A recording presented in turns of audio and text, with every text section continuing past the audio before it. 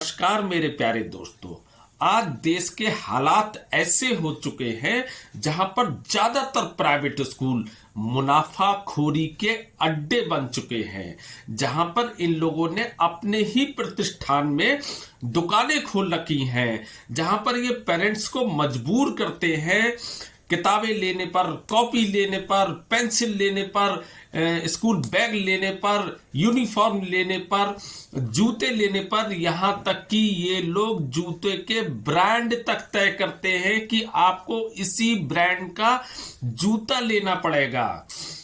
और यहां तक कि ये जो बुक्स होती हैं, एक घटिया किस्म के राइटर्स की बुक्स अपनी ये चलाते हैं। ये लोग एनसीईआरटी की बुक्स नहीं चलने देते अपने स्कूल में, और उस घटिया किस्म के राइटर की बुक्स जिसकी कीमत मात्र 50 रुपए होना चाहिए, उस पर 500 रुपए एमआरपी होती है, और उन पेरेंट्स को मजबूर करते हैं कि उस बुक्स को लेने के लिए।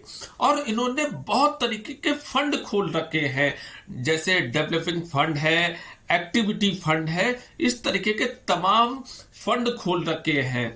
मैं अपनी सरकार से गुजारिश करना चाहता हूं, इन स्कूल माफिया पे क्या कभी कोई कार्रवाई होगी? क्या कभी इनका ऑडिट कराया जाएगा?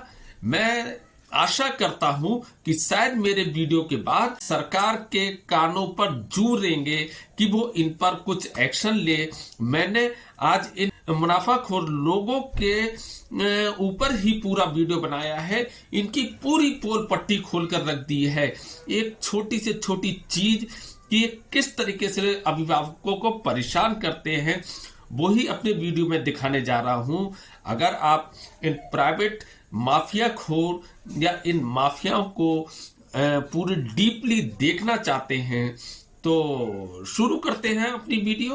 नमस्कार मेरे प्यारे दोस्तों, आज मैंने ये वीडियो बहुत दुखी मन से बनाई है, क्योंकि हर माता पिता ये चाहते हैं, उनकी ख्वाहिश होती है कि उनका बच्चा डॉक्टर बने, इंजीनियर बने, आईएएस बने, आईपीएस बने। हर माँ बाप चाहते हैं, क्योंकि उन्होंने अपनी जिंदगी में जो बुरे हाल देखे हैं, जो मेहनत उन्होंने करी है, जो उनका शोषण हुआ है, वो मेरे बच्चे के संग में ना हो। क्योंकि जो गरीबी उन्होंने देखी है, वो नहीं चाहते कि मेरा बच्चा उस गरीबी को देखे। वो चाहते हैं कि वो भी अब गरीबी से उठकर वो भी अब दूसरी पंक्ति में, उन अमीर लोगों की पंक्ति में बैठना चाहते हैं।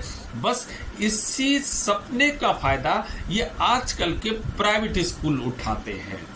ये पेरेंट्स को इतना ज्यादा परेशान कर देते हैं कि पेरेंट्स ना चाहते हुए भी उनकी हर बात मानने पर मजबूर उन्हें होना पड़ता है। ये जो प्राइवेट स्कूल हैं, ये जब चाहते हैं मनमानी फीसें वसूलते हैं अभिभावकों से।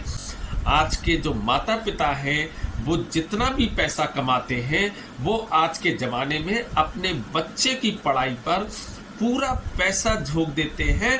वो उनकी फीसें देने के बाद या उनकी स्कूल की किताबें, कॉपी और जो दूसरी जरूरतें हैं, वो पूरी करने के बाद वो माँ बाप ही जानते हैं कि वो अपने घर की गृहस्थी कैसे चलाते हैं, किस तरीके से वो पूरे महीने परेशान रहते हैं, ताकि उनका बच्चा भविष्य में चलकर परेशान ना हो। जो जिंदगी उन्होंने बिताई है, वो उनका बच्चा वो जिंदगी ना बिताए। लेकिन ये जो प्राइवेट स्कूल के जो माफिया हैं, जो मुनाफाखोर हैं, बस इसी चीज का लगातार फायदा उठा रहे हैं, क्योंकि उन्हें पता है कि हम इनके सामने कोई भी शर्त रखेंगे, किसी भी तरीके की बात कहेंगे, इन्हें मजबूर होना पड़ेगा अपने बच्चे के भविष्य के खातिर। जो माता पिता है ना, इन लोगों की ख्वाहिश पूरी करने के लिए कोल्हू के बैल की तरह बेचारे पिसते चले जा रहे हैं, और यह एक साहूकार की तरह उन्हें पीछे पड़े हैं। पुराने जमाने में साहूकार लूटा करते थे, आज के जमाने में ये प्राइवेट स्कूल लूट रहे हैं। अच्छा, आखिर क्या ये सब चीजें हमारी गवर्नमेंट को दिखाई नहीं देती हैं कि ये मनमाने तरीके से हर साल फीसों पे फीसें बढ़ाए चले जा रहे हैं। और मैं आपको बता दूं कि अगर कोई बच्चा अपनी मेहनत करने के बाद स्कूल में अच्छा रिजल्ट लाता है तो स्कूल की नामवरी होती है कि ये स्कूल बहुत अच्छा है, देखिए हमारे स्कूल के कितने अच्छे रिजल्ट हैं। लेकिन अगर कोई बच्चा कमजोर रह जाता है या अच्छी तरीके से पढ़ाई नहीं कर पाता है तो सीधे सीधे स्कूल प्रशासन कहता है कि आपने अपने बच्चे पर सही से ध्यान नहीं दिया, इस कारण आपके बच्चे के कारण हमारे स्कूल का रिजल्ट खराब हो रहा है और हम आपके बच्चे को अपने स्कूल से निकाल रहे हैं। भाई अगर अच्छा रिजल्ट आता है तो आप कहते हो कि हमारे स्कूल का क्रेडिट है, और अगर बच्चा अच्छी परफॉर्मेंस नहीं दे पा रहा है तो बच्चे का और बच्चे के पेरेंट्स का दोष हो जाता है। आप इतनी मोटी फीसें किस बात की लेते हो?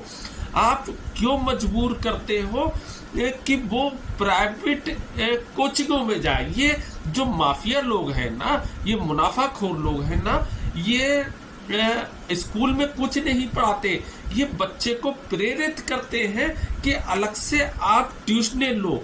इन मुनाफाखोर जो टीचर्स हैं ये स्कूल के अलावा कोचिंग सेंटर चलाते हैं। पहले ये स्कूलों में लूटते हैं, उसके बाद यही टीचर्स उन प्राइवेट कोचिंगों में लूटते हैं। और आजकल कोचिंगों का जो सिस्टम है वो पर मंथ आपको पैसे नहीं देना है, उनके पैकेज हुआ करते हैं, पर सब्जेक्ट वो आपसे पैसे चार्ज करते हैं। जैसे मान लीजिए मैं सपोज के तौर पे कह रहा हूँ, फिजिक्स की अगर आप कोचिंग पढ़ेंगे आज के समय में तो 25 से 30 हजार रुपए सब्जेक्ट होगा। मैथ भी 25 से 30 हजार रुपए है, केमिस्ट्री भी 25 से 30 हजार रुपए, कंप्यूटर भी 25 से 30 हजार रुपए। तो अगर आपने स्कूल में इतनी मोटी फीसें ली, उसके बाद बच्चों से आप प्रेरित करते उन कोचिंगों की तरफ जाता है, तो वहीं पे वो सारे टीचर्स प्राइवेट कोचिंग खोले हुए बैठे होंगे जो फिर एक बार पेरेंट्स से दोबारा से लूटते हैं। तो स्कूल तो केवल सर्टिफिकेट देने का काम करता है, स्कूल में पढ़ाई तो होती ही नहीं है, क्योंकि जो बच्चा उन कोचिंगों में नहीं पढ़ पाता है, मैं ये लिख के दे रहा हूँ, ये दावे के साथ कह रहा हूँ कि वो अच्छे मार्क्स नहीं ला पाता है, तो पेरेंट्स अब क्या करने लगे? क्या चोरी चकारी शुरू कर दे या अपनी जो जुड़ी बटुरी पूंजी है वो भी बेच दे? इन प्राइवेट टीचरों की चले तो ये उनके पेरेंट्स की किडनी, हार्ट, लीवर तक बेच के खा जाए। अगर ये लीगल बना दिया जाए कि आप इनकी किडनी के बदले में आप फिजिक्स पढ़ा सकते हो, आप इनके लीवर के बदले में केमिस्ट्री पढ़ा सकते हो, तो ये इस स्तर के लोग हैं, ये पेरेंट्स की किडनी तक की डिमांड करेंगे, लीवर की डिमांड करेंगे, आंखों की डिमांड करेंगे, मतलब बॉडी का कोई ऑर्गन तक नहीं छोड़ेंगे जब तक वो व्यक्ति खत्म ना हो जाए। इस स्तर के लोग हैं। एक समय गुरुजन लोगों का इतना सम्मान हुआ करता था हमारे देश में, गुरु को भगवान से ऊपर का दर्जा दिया जाता था। आज भी मुझे अपने अगर गुरु मिलते हैं तो पहले मैं उनके चरण स्पर्श करता हूं, लेकिन आजकल के जो शिक्षक हैं क्या वो चरण स्पर्श करने के लायक रह गए हैं? वैसे करना चाहिए क्योंकि मेरे संस्कार ये हैं, लेकिन जिस तरीके का व्यवहार बच्चे के पेरेंट्स के साथ करते हैं, क्या ये संभव है कि बच्चा दिल से उनके पैर छुए? ये बहुत सोचने वाली बात है। मैं अपने दिल से सारी चीजें ये व्यक्त कर रहा हूँ। आज के जो प्राइवेट स्कूल है ना, वो आपको केवल पढ़ाई नहीं करवा रहे हैं, आपको आपकी संस्कृति तक से भी दूर लेके जा रहे हैं। अब आप देखो प्राइवेट स्कूल में क्या होता है। प्राइवेट स्कूल में जब क्रिसमस का त्योहार आता है तो इन क्रिसमस के त्योहार को बहुत धूमधाम से मनाया जाता है। मुझे कोई ऑब्जेक्शन नहीं है क्रिसमस का त्योहार मनाने पर। न्यू ईयर आता है, इन स्कूलों में न्यू ईयर की पार्टी बहुत अच्छी तरीके से सेलिब्रेट करी जाती है, मुझे कोई ऑब्जेक्शन नहीं है। लेकिन वहीं पर जब हमारी होली आती है तो ये होली नहीं खेलने देते हैं। दिवाली आती है, ये किसी तरीके के दिवाली का त्योहार नहीं मनाने देते हैं। मतलब किसी तरीके के जो आपके त्योहार आते हैं वो आपको नहीं मना सकते। लेकिन जो पाश्चात्य देशों के जो त्योहार हैं उनको बड़ी धूमधाम से मनाया जाता है। आप अगर इनके स्कूलों में जाएंगे तो आप ये नोटिस करेंगे कि जितने भी फॉरेनर होंगे, चाहे वो साइंटिस्ट हो, चाहे वो कोई राइटर हो, किसी भी तरीके के जो लोग होंगे, केवल उन्हीं की फोटो लगी होंगी इनके स्कूलों में चारों तरफ, ताकि ये आकर्षित कर सके कि हम आपके बच्चे को इस तरीके का कर देंगे। आप इन स्कूलों में नमस्ते नहीं कर सकते, आपको गुड मॉर्निंग ही करना पड़ेगा। अभी मैं कुछ ही समय पहले की एक अलीगढ़ की घटना है जहाँ पे एक बच्चे ने नमस्ते कर दी थी और हिंदी में वो बात कर रहा था। तो उन्होंने वहाँ के जो स्कूल प्रशासन है उसने उस बच्चे पे बहुत कड़ा एक्शन लिया और यहाँ तक कि उसे स्कूल से निलंबित करने तक की उसे धमकी दी गई। तो भाई साहब, आप कौन से देश में रह रहे हो, किस तरीके की संस्कृति को पैदा करने चाह रहे हो? आप हमारे ही देश में रहकर हमें उसी से विमुख करना चाहते हैं ये आज के प्राइवेट स्कूल। मैं ये पूछना चाहूँगा अपनी सरकार से, क्या इन प्राइवेट स्कूलों पर कभी अंकुश लगेगा या इसी तरीके से ये बेखौफ होके ये इसी तरीके का कार्य करते रहेंगे? मैं एक घटना बताता हूँ, शायद लोगों को याद हो या ना हो, मैं उत्तर प्रदेश का निवासी हूँ। जब मेरे यहाँ पर बीजेपी की सरकार है, या हमारे प्रदेश के जो मुख्यमंत्री हैं योगी आदित्यनाथ जी हैं, वो अपने पहले कार्यकाल के दौरान उन्होंने एक अध्यादेश जारी करा था कि जितने भी जो प्राइवेट स्कूल हैं एक बच्चे की फीस साल में 20,000 से ज़्यादा नहीं ले सकते। बाकायदा एक अध्यादेश जारी करा गया था, लेकिन इन प्राइवेट स्कूलों ने उनके अध्यादेश की एक भी नहीं सुनी। मैंने उस अध्यादेश जब जारी हुआ था उसके बाद मेरे बच्चे की साल की फीस 20,000 से बहुत ज़्यादा थी। मैंने 176 यानी मुख्यमंत्री पोर्टल पर ये कॉल करा था कि आपने जो अध्यादेश जारी किया है उस अध्यादेश का ये प्राइवेट स्कूल जो है वो मखौल उड़ा रहे हैं, मजाक उड़ा रहे हैं, वो उस अध्यादेश का सम्मान नहीं कर रहे हैं और वो साल के 20,000 से ज़्यादा की फीस वसूल रहे हैं। बाकायदा मुझे जो फी बुक मिली हुई है, जो मुझे क्वार्टरली फीस देना होती है, मैं उसी के अनुसार मुझे पेड करना पड़ रहा है। तो इस अध्यादेश का क्या पर्पस है? मुख्यमंत्री पोर्टल से उधर से जो मुझे जवाब मिला कि नहीं, ऐसा है, अध्यादेश जारी हो चुका है, हम उसे पूरी तरीके से अमल में ला रहे हैं और आपकी फीस अगर ज़्यादा चली गई है तो वो आपको रिटर्न होगी। उस पर मैंने ये कहा था कि प्राइवेट स्कूल उस अध्यादेश का सम्मान नहीं कर रहे हैं और वो आपकी बात नहीं मानेंगे, और मैंने अपना फर्ज समझा इस बात को आपके कानों तक पहुंचाना। और रही बात कि आप सब कुछ कर रहे हैं, प्रशासन में अगर दम होता है तो वो उस अध्यादेश को एक दिन में लागू करा सकता था। लेकिन मैं आपको बताऊं कि इन पर अंकुश क्यों नहीं लगता है आखिर प्राइवेट स्कूल में, बहुत बड़ा सवाल है ये। क्योंकि शायद आपको पता है या नहीं पता है, आज 70 से 80% पैसा जो है वो इन नेताओं का प्राइवेट स्कूल पर लगा हुआ है। यानी जो नियम बनाते हैं उन्हीं का पैसा उस पर लगा हुआ है। तो ये जो अध्यादेश है ये लोगों को भ्रमित करने के लिए अध्यादेश जैसे चीजें जारी की जाती हैं। इन प्राइवेट माफियाओं पर कभी अंकुश नहीं लगाया जा सकता, क्योंकि सारे नेताओं का ही पैसा इन प्राइवेट स्कूलों पर लगा है। तो कौन उन पर अंकुश लगाएगा? जो कानून का रक्षक है, जब वो ही भक्षक बन जाएंगे तो कौन इन पे अंकुश लगाएगा? उसके अलावा मैं अपनी न्याय व्यवस्था भी बताता हूँ। इलाहाबाद हाई कोर्ट ने करीब 5-6 साल पहले एक आदेश दिया था कि जितने भी जो सरकारी नौकर हैं उन्हें अपने बच्चों को सरकारी स्कूल में ही पढ़ाना होगा। इस पर लोग बहुत खुश हुए थे कि चलो सरकारी स्कूलों का स्तर सुधरेगा, क्योंकि सरकारी स्कूल में इन सरकारी लोगों को पढ़ाना पड़ेगा अपने बच्चों को। लेकिन किसी सरकारी नौकर ने अपने बच्चों का एडमिशन सरकारी स्कूल में नहीं करवाया। उनके बच्चे उन प्राइवेट स्कूल में पढ़ते रहे। लास्ट में इलाहाबाद हाई कोर्ट भी अपना फैसला खुद ही भूल गया।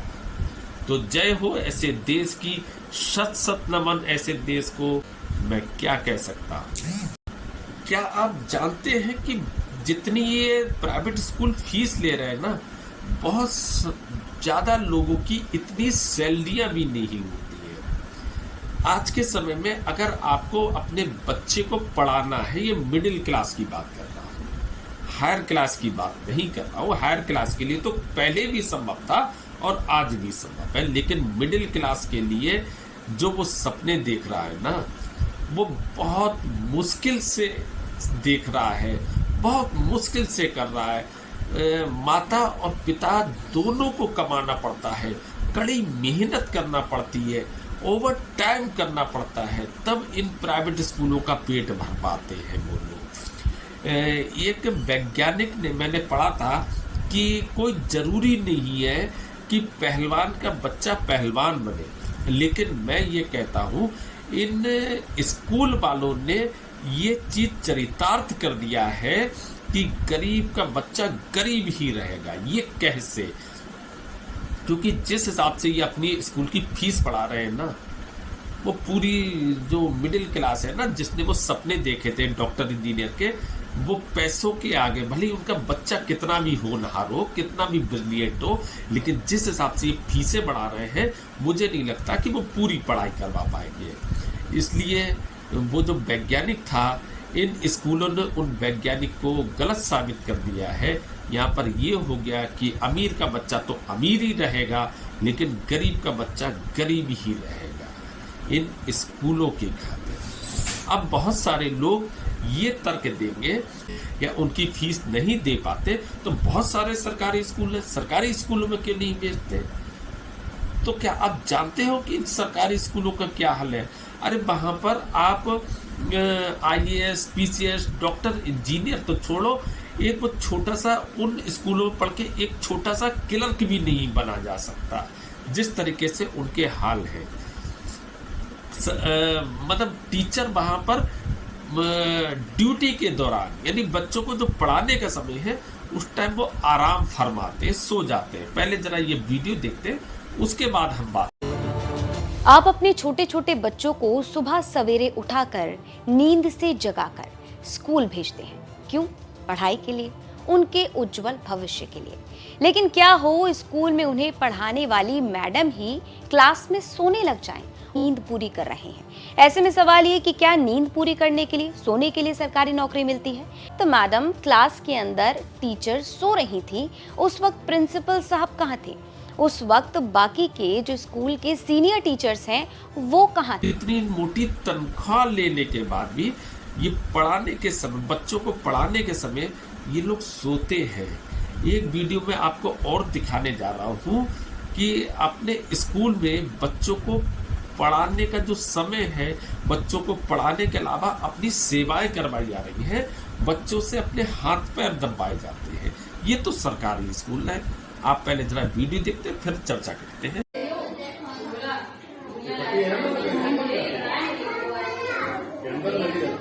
देखा आपने, ये तनख्वाह तो सरकार से ले रहे हैं। जिन बच्चों को इन्हें पढ़ाना चाहिए उनसे अपनी सेवा करवा रहे हैं, इन्हें शर्म भी नहीं आती है। और फिर आपको लगता है कि ये सरकारी स्कूल के लोग पढ़ा सकते हैं जिन्हें जनवरी तक की स्पेलिंग लिखना नहीं आती है, वो क्या पढ़ाएंगे? क्या वो बच्चों का भविष्य बेहतर बनाएंगे? ये भी एक वीडियो देख लीजिए, फिर आगे बढ़ते हैं। 3 अंक की सबसे बड़ी संख्या हम पूछ रहे हैं। बड़ी संख्या 3 अंक की सबसे बड़ी संख्या 50। अच्छा 50 होता है। जनवरी फरवरी बताती हैं बच्चों को? जी। तो जनवरी का स्पेलिंग लिखिए, यहाँ पढ़ी। देखिए जनवरी का स्पेलिंग लिख रहा है मैडम। हाँ हाँ हाँ हाँ हाँ हाँ ठीक है। JANUARY। यू कहाँ लिखा है यहाँ पे? ये कुछ ही है। बोल करके बताइए। बताइए, अब आप ही फैसला कीजिए। जो माता पिता हैं, प्राइवेट स्कूलों की फीस वो दे नहीं पा रहे हैं, सरकारी स्कूलों के शिक्षकों का स्तर वो नहीं है जिससे वो बढ़वा पाए, तो आखिर क्या करें? अभिभावक क्या करें? क्या उन्हें अब सपने देखने का अधिकार भी उनसे छीन लेना चाहिए? क्या करना चाहिए? कौन इन पर अंकुश लगाएगा? क्या कभी ये व्यवस्था बदलेगी? क्या कभी गरीब अमीरी तक पहुंच पाएगा, अपने स्तर में बढ़ोतरी कर पाएगा, या फिर गरीब और गरीब होता चला जाएगा, अमीर और अमीर होता चला जाएगा? कोई ऐसी सरकार आए जो इन विद्यार्थियों के बारे में सोचे, उन अभिभावकों के बारे में सोचे, क्योंकि कोई भी देश तब तरक्की कर पाता है जहाँ पर बराबर अमीर और गरीब दोनों को बराबर से पढ़ने का अधिकार होता है, दोनों बराबर के सपने देख सकते हैं। वो ही देश तरक्की कर सकता है। जहाँ पर शिक्षा तक में भेदभाव होता हो, वो देश कभी तरक्की नहीं कर सकता। हम भी विकासशील से विकसित देश बन सकते हैं। गरीब को भी अमीर बनने का सपना वो देख सकता है, वरना अगर इस पे कुछ नहीं हुआ तो फिर ढाक के 3 बात वहीं के वहीं रह जाएंगे। बाकी मैं इसी तरीके के वीडियो बनाता हूँ। अगर आपको मेरा वीडियो थोड़ा सा भी पसंद आया हो तो प्लीज़ आप मेरे चैनल को सब्सक्राइब करना, लाइक करना और कमेंट्स ज़रूर करना कि कैसा लगा मेरा वीडियो, क्या मेरा प्रयास सही था या नहीं था, जो भी है, या मुझे क्या और सुधार करना चाहिए। बाकी फिर मिलते हैं नेक्स्ट सैटरडे को। तब तक के लिए नमस्कार।